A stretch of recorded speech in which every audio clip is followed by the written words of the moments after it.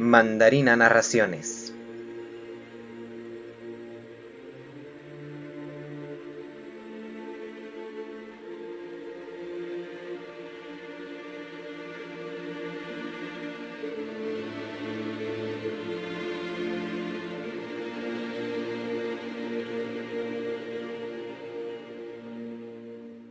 De H.P. Lovecraft.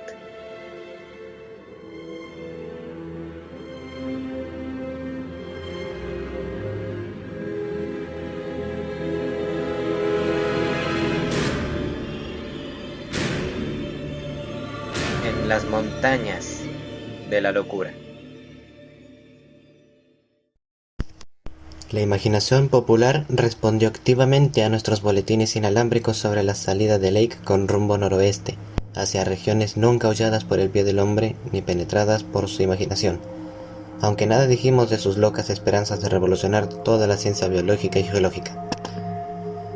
El viaje preliminar en trineo, con el propósito de realizar horadaciones, que hizo con Peabody y otros 5 compañeros, obstaculizado por la pérdida de 2 perros en un vuelco de trineos al cruzar una de las grandes cadenas por sobre el hielo, había revelado nuevos yacimientos de la pizarra arqueana, y hasta yo me sentí interesado por esta profusión singular de evidentes marcas fósiles en ese estrato increíblemente antiguo.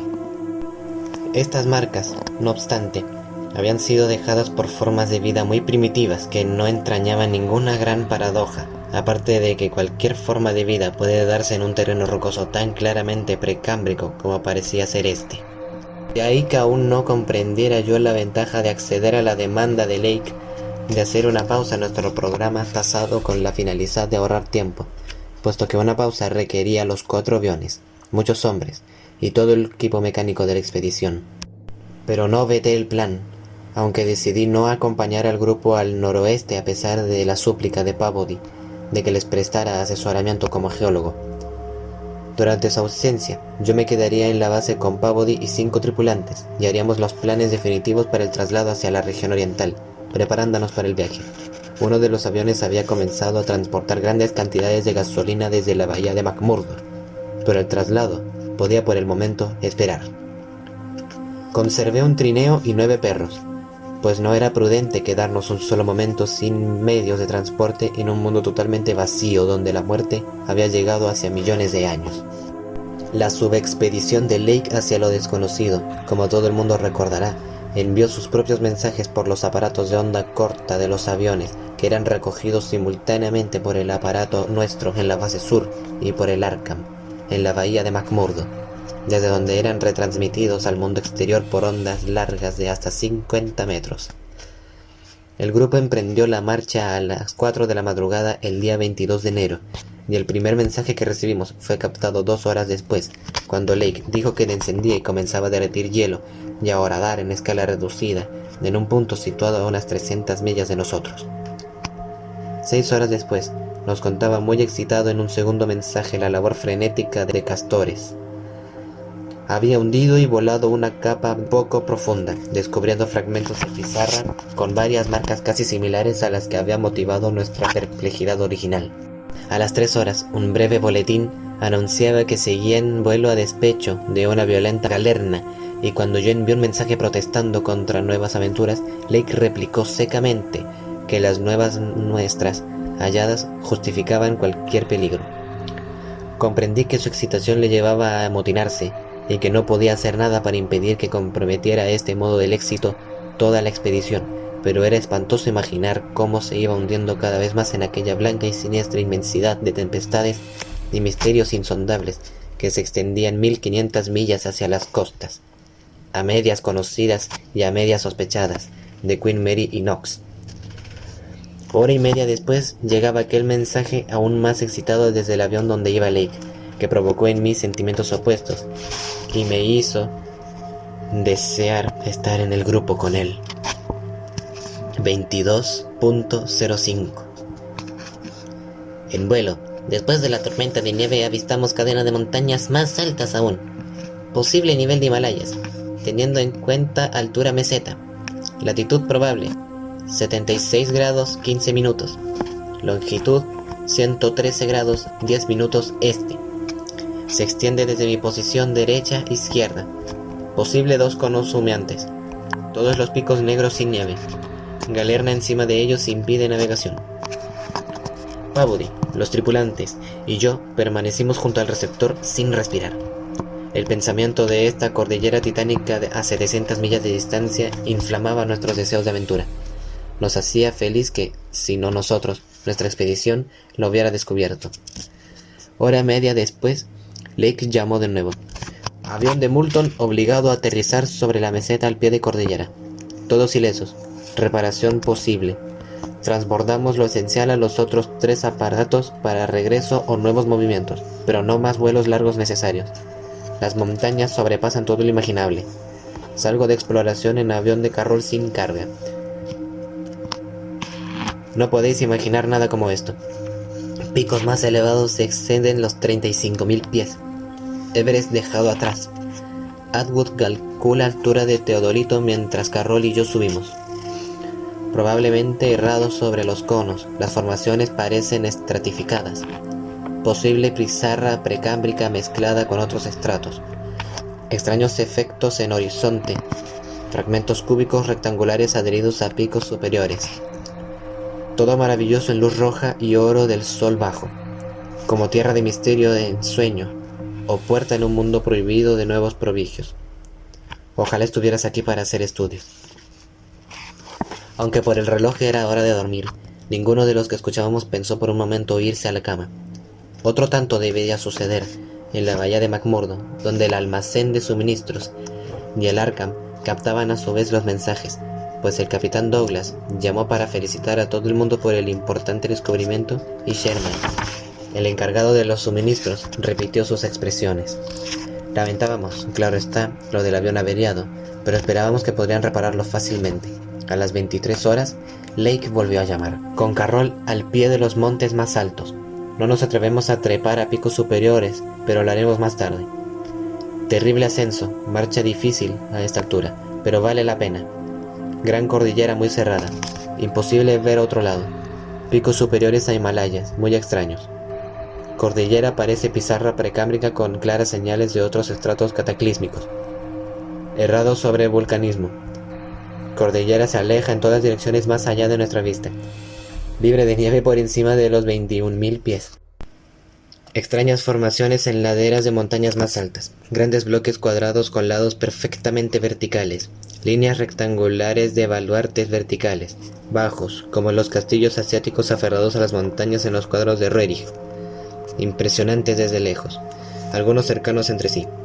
Carroll creyó que estuvieron formados por piezas separadas menores, pero posiblemente obedece a desgaste por agentes atmosféricos.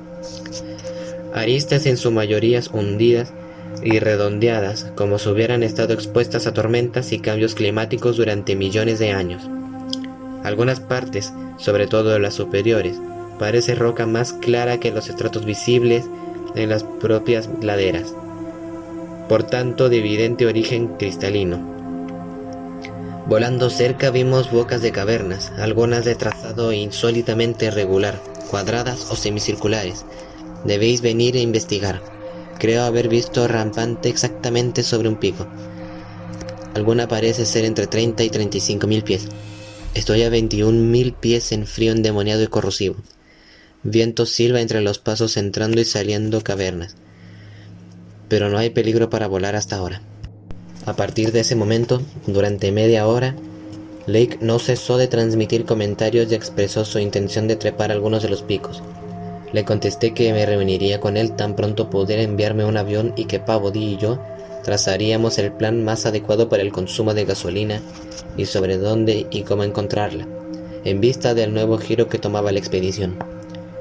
Era evidente que las perforaciones que hacía Lake, así como sus vuelos, exigirían gran cantidad para la nueva base que se propondría establecer al pie de las montañas, y había la posibilidad de que el vuelo hacia el este no se efectuara durante esa estación. En relación con esto, llamé al capitán Douglas y le pedí que sacara la mayor cantidad de gasolina posible de los buques y que la llevara a la barrera con ayuda de los perros que habíamos dejado allí. Lo que realmente debíamos establecer era una ruta directa a través de la región desconocida entre el lago y la bahía de McMurdo. Lake me llamó más tarde diciéndome que había decidido dejar el campamento en el sitio en el que había tenido que aterrizar el avión de Moulton, donde las reparaciones progresaban. La capa de hielo era muy delgada y en algunos lugares se veía, a través de ella, la tierra oscura. Haría algunas oraciones para dinamitar en ese mismo punto antes de emprender viajes en trineo o expediciones de ascenso. Habló de la majestad inefable de toda aquella escena y de la extraña sensación que sentía al encontrarse a la sombra de las vastas cumbres silenciosas que se erguían verticalmente, como paredes que tocaran el cielo, al borde del planeta. Las observaciones de Atwood con el teodolito le habían permitido fijar en 34.000 pies de altura de los 5 picos mayores. Aquel terreno azotado por el viento evidentemente perturbaba a Lake. Revelaba la existencia de galerías prodigiosas que podían alcanzar una violencia desconocida para nosotros. Su campamento estaba situado un poco más de 5 millas del punto de donde arrancaban abruptamente las colinas más elevadas. Yo casi podía rastrear una nota de alarma subconsciente en sus palabras, transmitidas por encima de un vacío glacial de 700 millas. Cuando nos pedía que nos diéramos prisa y llegáramos cuanto antes a la nueva y extraña región, se disponía a descansar después de un día de trabajo incesante, ejecutado a una gran velocidad y con una gran energía, y los resultados sin precedentes. A la mañana siguiente, sostuve una conversación en triángulo con Lake y el capitán Douglas en sus apartadas bases. Acordamos que uno de los aviones de Lake vendría a mi base y recogernos a Peabody y a los 5 tripulantes y a mí, a cargar la mayor cantidad posible de combustible. El resto de la cuestión del combustible, que dependía de nuestra decisión de hacer o no el viaje al este, podía aguardar varios días, ya que Lake tenía lo suficiente para la calefacción inmediata del campamento y los trabajos de perforación. La base del sur, que establecimos primero, tendría que ser reabastecida eventualmente, pero si aplazábamos el viaje al este, no nos serviríamos de ella hasta el verano siguiente, y entre tanto, Lake debía enviar uno de sus aparatos a explorar una ruta directa entre sus nuevas montañas y la bahía de McMurdo. Peabody y yo nos dispusimos a cerrar la base por un periodo breve o prolongado, según fuese necesario. Si invernábamos en el Antártico, volaríamos probablemente en línea recta desde la base de Lake hasta el Arkham, sin regresar al sitio donde estábamos. Ya habíamos reforzado con bloques de nieve endurecida algunas de las tiendas cónicas y decidimos terminar de construir una aldea permanente. Gracias a existencias muy amplias de tiendas de campaña, Lake tenía todas las que su base requería, aún después de llegar nosotros. Envié un mensaje diciendo que Peabody y yo estaríamos listos para el viaje al noroeste después de trabajar un día y descansar una noche. Pero el trabajo no adelantó mucho a partir de las 16, pues alrededor de esa hora, Lake comenzó a transmitir los mensajes más extraordinarios y excitados que se pudiera imaginar. Había comenzado el día con poca suerte. Un reconocimiento aéreo de la superficie rocosa casi totalmente desnuda indicaba una ausencia total de los estratos arqueanos y primarios que él buscaba, y que formaban una parte tan grande de los picos colosales que se alzaban a atormentadora distancia del campamento. La mayor parte de las rocas entrevistas eran aparentemente calizas jurásicas y cretáceas y esquistos pérmicos y triásicos, con afloramientos de color negro brillante aquí y allá, que sugerían un carbón duro y pizarroso. Esto desanimó bastante a Lake, cuyos planes descansaban en la posibilidad de desenterrar muestras de más de 500 millones de años de edad. Comprendía claramente que para poder redescubrir la veta de pizarra arqueana con la que había observado las extrañas marcas, tendría que hacer un largo viaje en trineo desde las colinas hasta las altas laderas de las gigantescas montañas. No obstante esto, estaba decidido a efectuar algunas perforaciones en el sitio en el que se encontraba como parte del programa general de la expedición. Armó la perforadora y puso 5 hombres a la tarea, mientras los demás terminaban de construir el campamento y reparar el avión dañado. Para el primer sondeo, eligió la roca más blanda visible, un terreno arenisco situado a 1/4 de milla del campamento, y la perforadora hizo progresos excelentes sin que fuera necesario dinamitar mucho. Como a las 3 horas de haber hecho estallar el primer barreno verdaderamente poderoso de la operación, el joven Getney, que hacía las veces de capataz, llegó corriendo al campamento con las pasmosas noticias. Habían descubierto una caverna.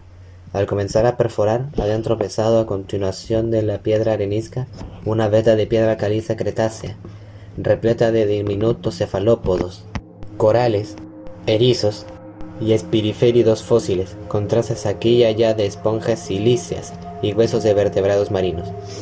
estos últimos probablemente de teolosteos, escualos y ganoideos. Esto por sí solo tenía mucha importancia, pues eran los mismos fósiles de vertebrados que encontraba la expedición.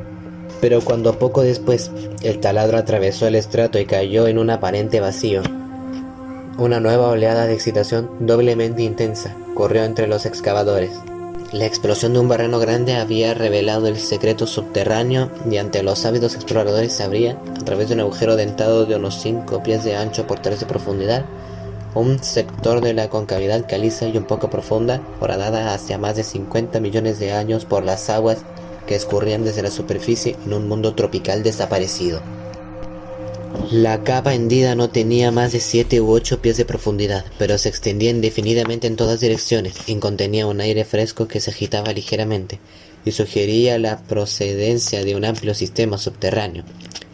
El techo y el suelo abundaban en grandes estalactitas y estalagmitas, algunas de las cuales se unían formando columnas, pero lo más importante de todo era el vasto depósito de conchas y huesos, que en algunos sitios casi cerraba el paso.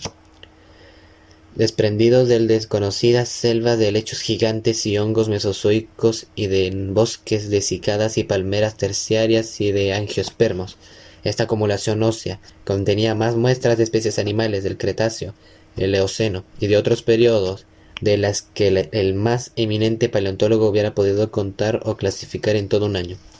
Moluscos, crustáceos, peces, anfibios, reptiles, aves y mamíferos primitivos, grandes y pequeños, conocidos e ignotos. No en balde, Gidney regresó al campamento dando grandes gritos. Todo el mundo abandonó el trabajo y se lanzaron en medio del frío penetrante al sitio donde la alta grúa marcaba una nueva puerta a los secretos del interior de la Tierra y de edades desaparecidas.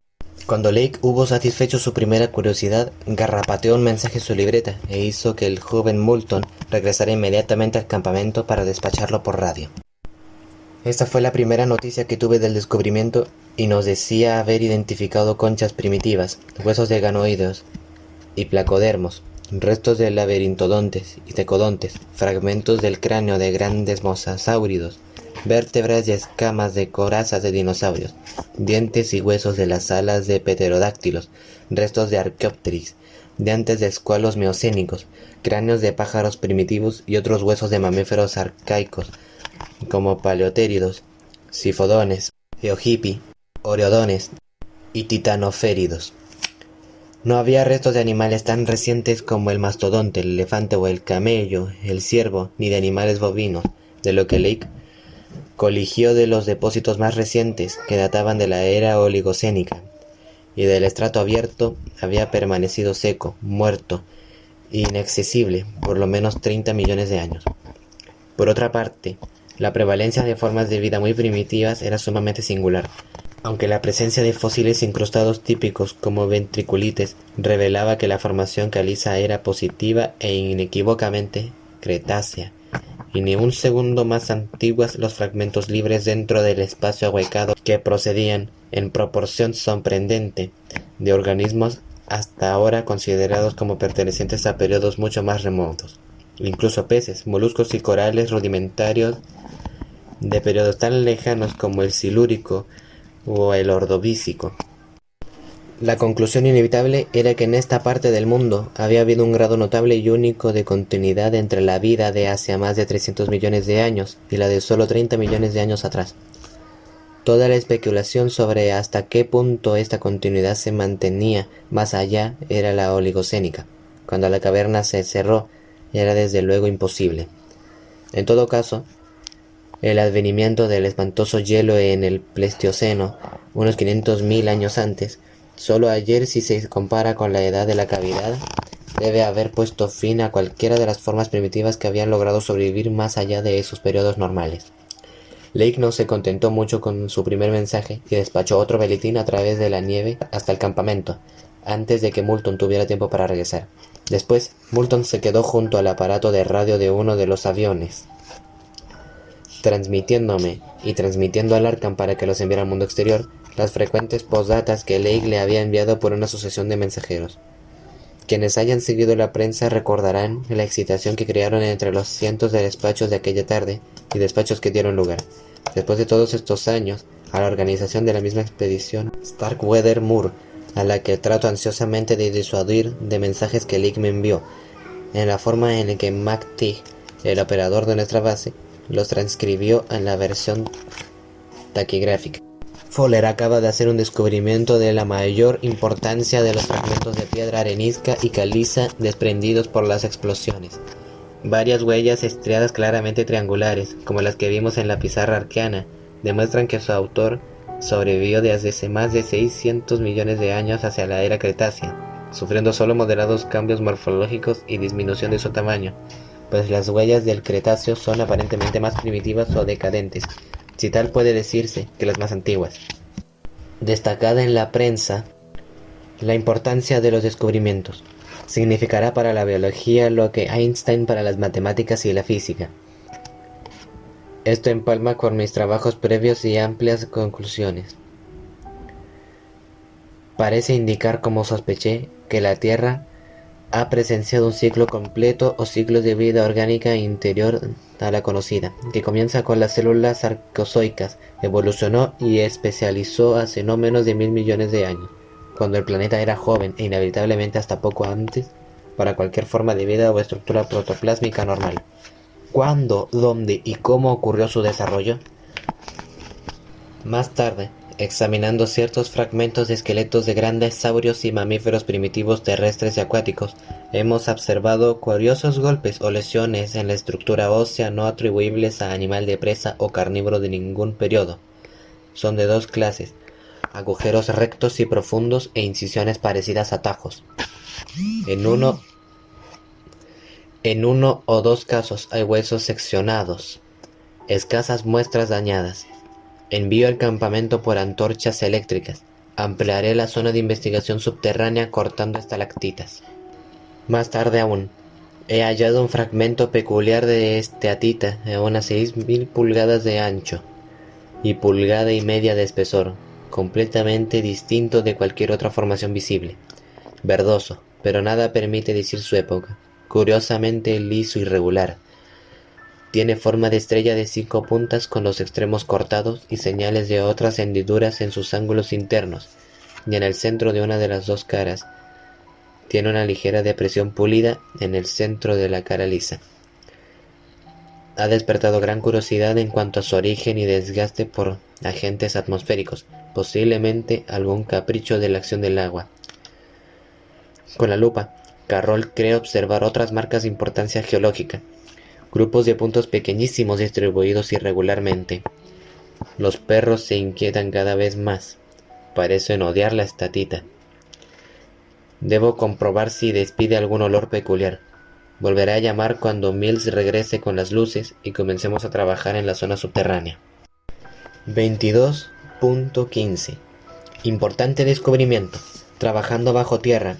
Orrendorff y Watkins descubrieron a las 21.45 fósil monstruoso en forma de barril, de naturaleza completamente desconocida, probablemente vegetal, a menos que sea un ejemplar exageradamente desarrollado de radiados marinos. Tejido evidentemente conservado por las sales minerales. Duro como cuero, pero en algunas partes conserva una asombrosa flexibilidad. Señales de partes desprendidas de los extremos y costados.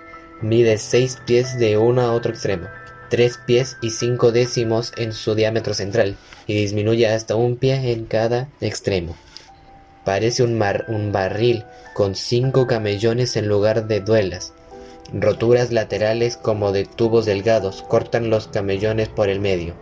En los surcos crecen curiosas formas, peines o alas que se doblan y extienden como abanicos. Todas han sufrido grandes daños, pero hay una intacta que mide 7 pies cuando está extendida, y la disposición recuerda a ciertos monstruos de mitos primitivos, sobre todo las fabulosas cosas arcaicas del Necronomicon. Estas alas parecen membranosas, estiradas sobre una pared de canales glandulares. Orificios diminutos en los canales son visibles en la punta de las alas.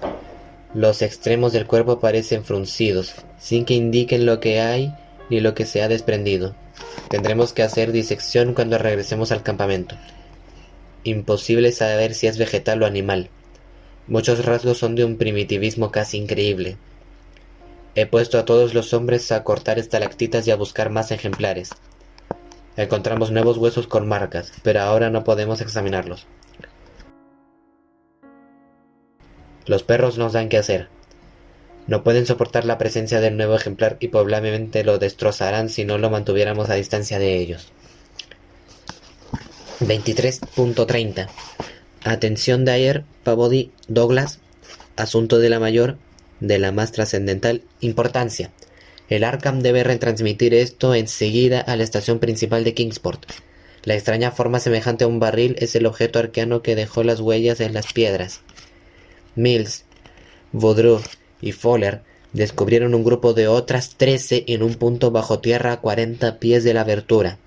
Están mezclados con fragmentos de esteatita de curiosa redondez y configuración menores que los hallados antes.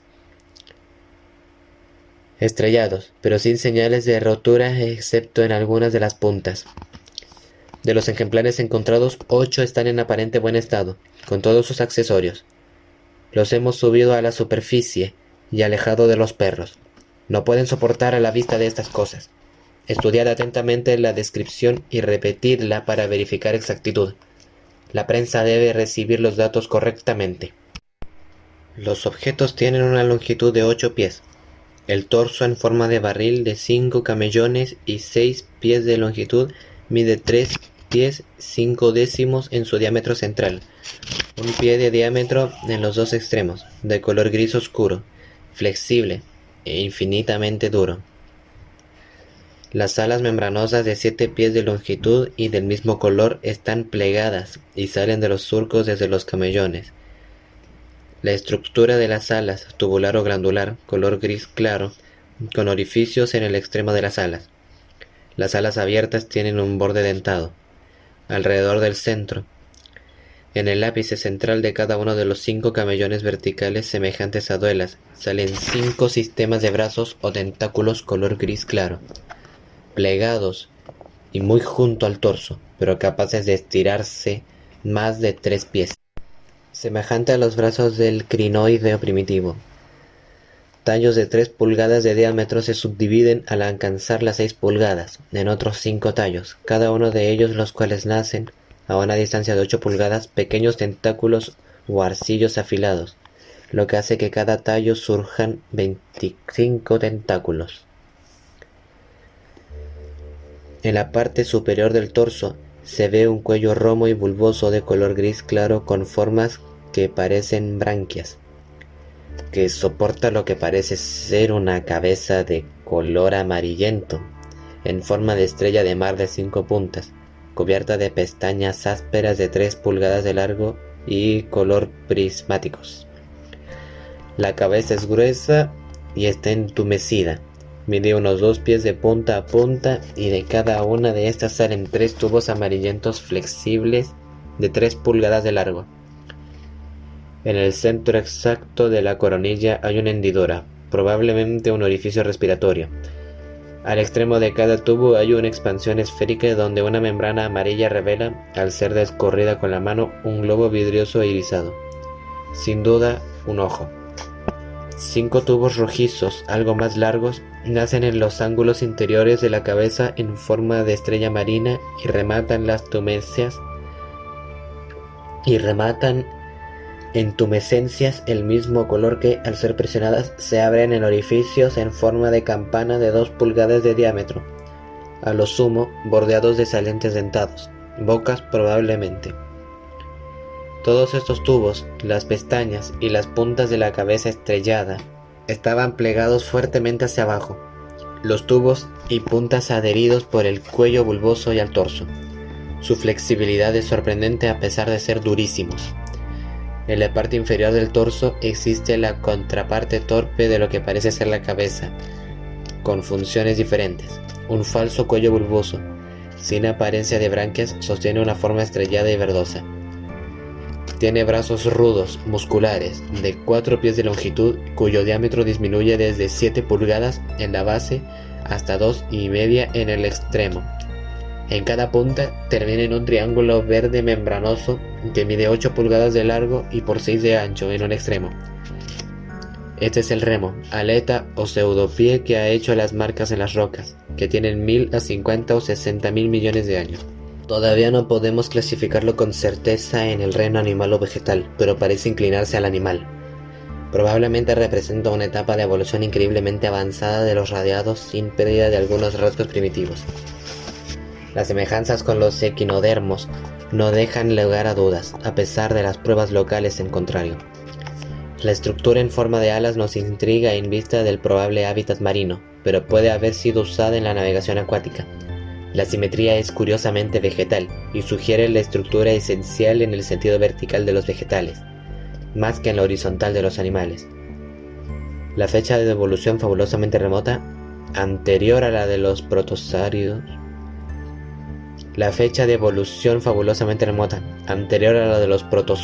arqueanos más simples conocidos hasta la fecha, impide toda conjetura sobre su origen.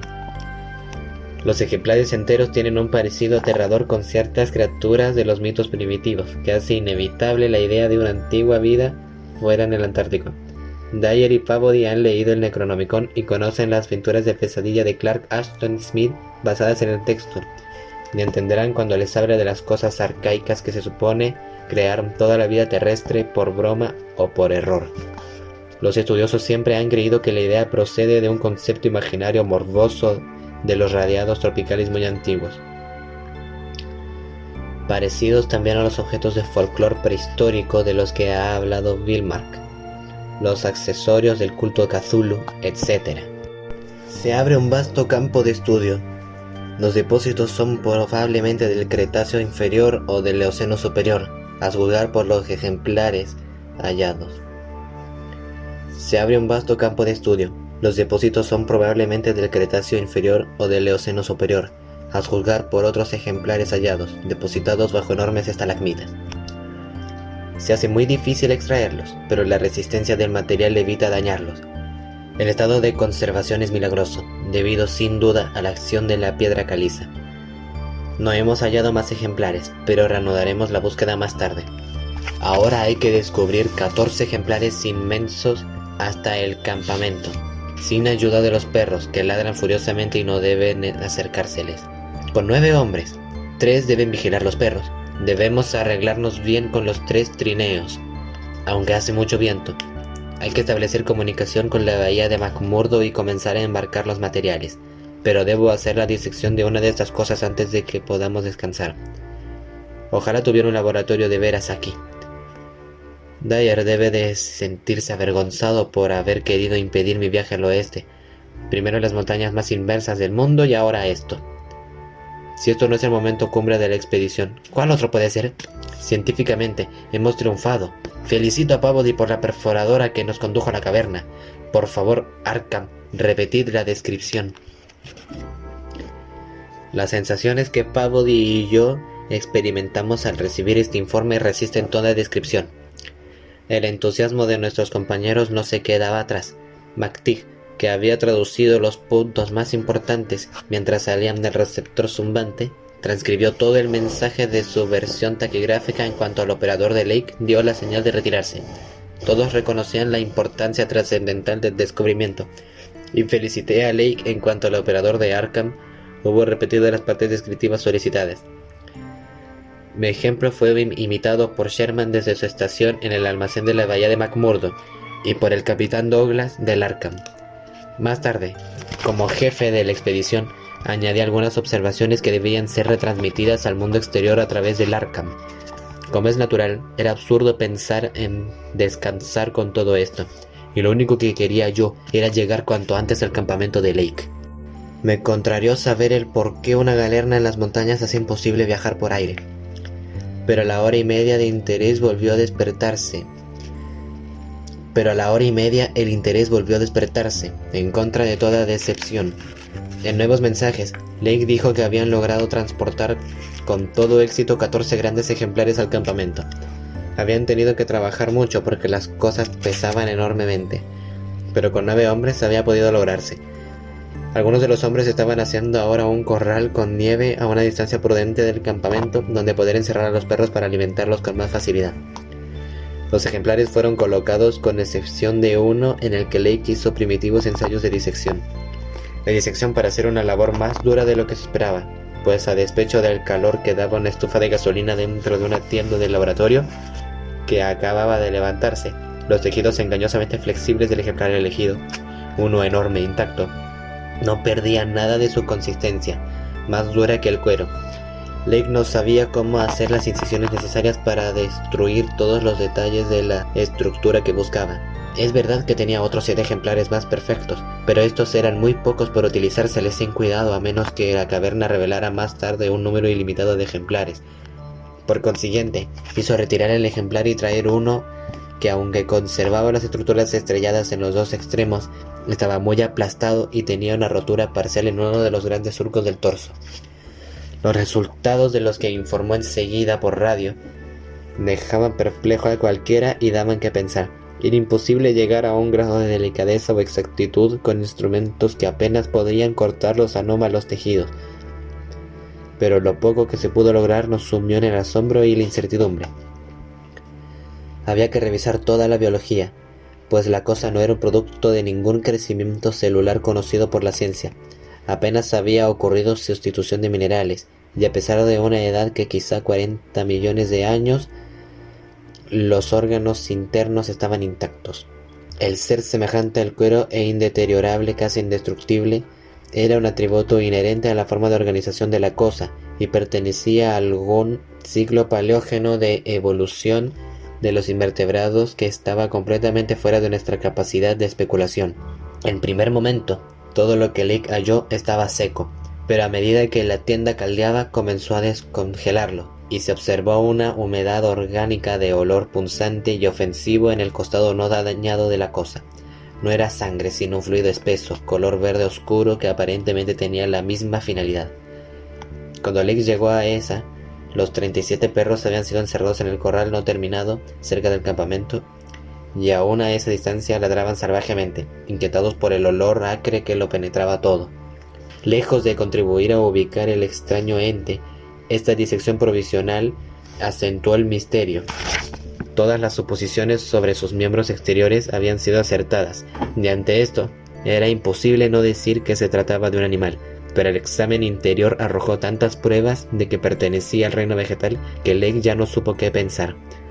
Había un aparato digestivo y otro circulatorio, y los desechos eran eliminados por los tubos rojizos situados en la base estrellada. Y había extrañas apariencias de cámaras de almacenar aire, y de métodos para pasar la respiración del orificio externo, o por lo menos 2 sistemas respiratorios completamente desarrollados, branquias y poros. Evidentemente se trataba de un anfibio, adaptado quizás también a largos periodos de hibernación sin aire. Que fuera capaz de hablar en forma articulada, o sea de pronunciar sílabas, apenas podía concebirse, pero era probable que a través de tubos pudiera emitir notas musicales de una amplia gama. El sistema muscular estaba casi prematuramente desarrollado. El sistema nervioso era tan complejo y altamente desarrollado que dejó a Lake boquiabierto.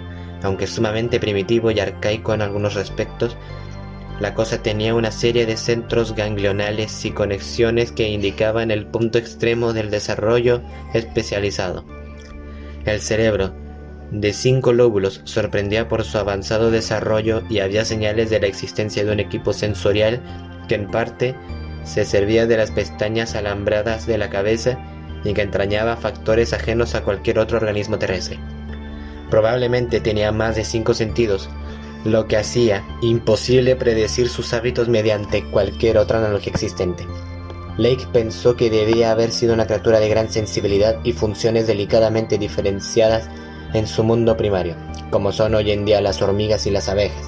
Se reproducía como las criptógamas vegetales, especialmente la pteridófita, por tener estuches de esporas en los extremos de las alas y desarrollarse evidentemente de un talo o prótalo. Pero darle un nombre en este momento era una tontería. Parecía un radiado, pero evidentemente era algo más.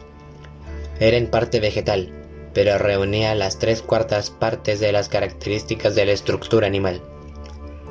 Su contorno simétrico y ciertos otros atributos indicaban claramente que era de origen marino. Sin embargo, nadie podía estar seguro en cuanto al límite de sus adaptaciones posteriores. Después de todo, las alas sugerían con persistencia la posibilidad de volar. Como había podido sufrir una evolución tan enormemente compleja en un planeta que acababa de nacer, a tiempo para dejar huellas en la roca arqueana? Era tan inconcebible que, apelando a la fantasía, Lake evocaba los mitos primitivos sobre los grandes arcaicos que se filtraban desde las estrellas y elaboraban la vida sobre la Tierra como un chiste o por un error, y los cuentos desaforados de objetos precedentes de las colinas cósmicas de la atmósfera exterior que narraba un folclorista colega nuestro en la Facultad de Letras de Miskatonic. Como es natural, Lake consideraba la posibilidad de que las huellas precámbricas hubieran sido hechas por un antecesor menos evolucionado de aquellos ejemplares, pero rechazó esta teoría demasiado fácil tan pronto como consideró las avanzadas cualidades estructurales de los fósiles más antiguos. En todo caso, los contornos más recientes indicaban decadencia más bien que una alta evolución. El tamaño de los pseudopies había disminuido y toda la morfología parecía haberse hecho más vasta y simplificado. Además, los nervios y órganos examinados sugerían de modo singular un retroceso de formas aún más complejas. Sorprendía el número de grandes atrofiadas y generadas. Sorprendía el número de partes atrofiadas y degeneradas. En general, se había resuelto muy poco. Lake apeló a la mitología para darles un nombre provisional, llamándoles jocosamente los arcaicos.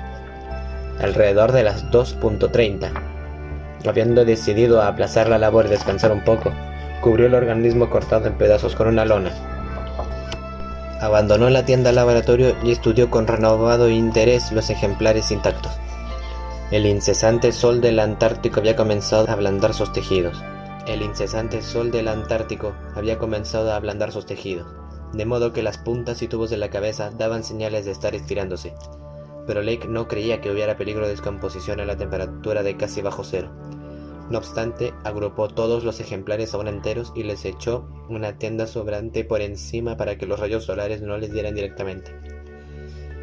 Esto quizás también contribuiría a que el olor que posiblemente desprendían no llegara hasta los perros, cuya inquietud agresiva estaba convirtiéndose en un problema, incluso a la distancia considerable a la que se hallaban, por encima de los muros de nieve cada vez más altos que un número ahora mayor de tripulantes se apresuraba a levantar alrededor del corral. Lake tuvo que colocar sobre las esquinas de la lona pesados bloques de nieve para que la galerna no se las llevara, pues las enormes montañas parecían dispuestas a infligirnos grandes ataques. Volvieron a despertarse los temores de los súbitos vientos del Antártico, y bajo la dirección de Atwood se tomaron precauciones para proteger con nieve las tiendas y el nuevo corral, los primitivos hangares del lado de las montañas. Estos refugios, que habían sido comenzados con bloques de nieve endurecida en ratos desocupados, no eran todo lo elevados que debían ser, y Lake acabó por ordenar que todos los brazos disponibles se pusieran a trabajar en ellos. Eran más de las 4 cuando Lake se preparó para cerrar el circuito y nos aconsejó que compartiéramos el descanso que su equipo iba a tomar en cuanto las paredes de los refugios se hubieran elevado un poco más. Conversó amistosamente a través del éter con Peabody y volvió a elogiar las perforadoras verdaderamente espléndidas que le habían ayudado a hacer el descubrimiento. También Atwood envió saludos y elogios. Felicité calurosamente a Lake, reconociendo que había tenido razón al hacer el viaje al occidente, y todos acordamos ponernos en contacto por radio a las 10 de la mañana. Si la galerna había cesado a esa hora, Lake enviaría un avión por el grupo a mi base. Antes de acostarme, despaché un mensaje final para el Arkham, como instrucciones de suavizar las noticias del día para el mundo exterior, pues los detalles completos parecían ser demasiado desusados como para no despertar una ola de incredulidad hasta cuando pudieran probarse. Antes de acostarme, despaché un mensaje final para el Arkham, con instrucciones de suavizar las noticias del día para el mundo exterior, pues los detalles completos parecían ser demasiado desusados como para no despertar una ola de incredulidad hasta tanto pudieran probarse.